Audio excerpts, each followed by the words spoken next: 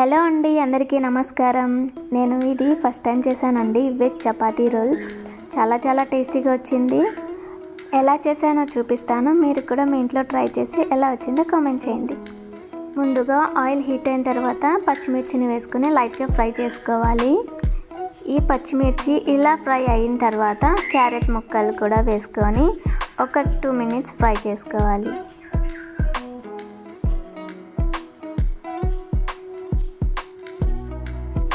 తర్వాత ఇందులోకి కరివేపాకుని కూడా వేసుకొని ఇంకొక 2 minutes ఫ్రై చేసుకోవాలి. ఇప్పుడు ఆనియన్ ముక్కల్ని కూడా వేసి ఫ్రై చేసుకుందాం. ఆనియన్స్ లైట్గా ఫ్రై అయిన తర్వాత ఒక 1/4 స్పూన్ పసుపు, 1 స్పూన్ ఉప్పు, ఒక చిటికెడు మిరియాల పొడి వేసి ఒకసారి కలుపుకోవాలి.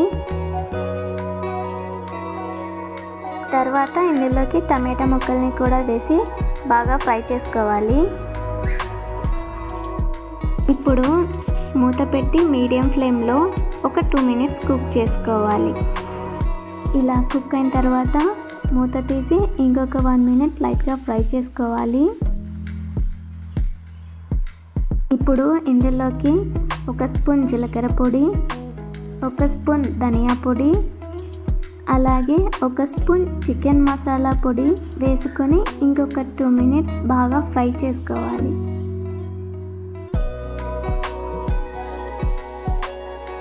ఇప్పుడు ఇందులోకి కొన్ని స్వీట్ కార్న్ కూడా వేసుకోవాలి.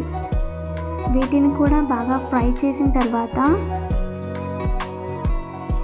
2 spoons soya sauce, 2 spoons red chilli sauce వేసి బాగా కలుపుకోవాలి.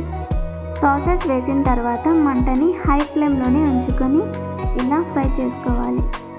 1 minute ఫ్రై అయిన తర్వాత ఇప్పుడు ఇందులోకి టమాటా కెచప్ని కూడా ఒక 2 స్పూన్స్ వేస్తున్నాను. అంతేనండి, చపాతీలోకి స్టఫ్ రెడీ అయిపోయింది. వింటర్ కదండి, డైలీ ఈవినింగ్ అయ్యేసరికి ఏదో ఒక స్నాక్స్ ఉండాలి. అది కూడా స్పైసీగా హాట్గా టేస్టీగా ఉండాలి అని అడుగుతూ ఉంటారు కదా మన ఇంట్లో వాళ్ళు.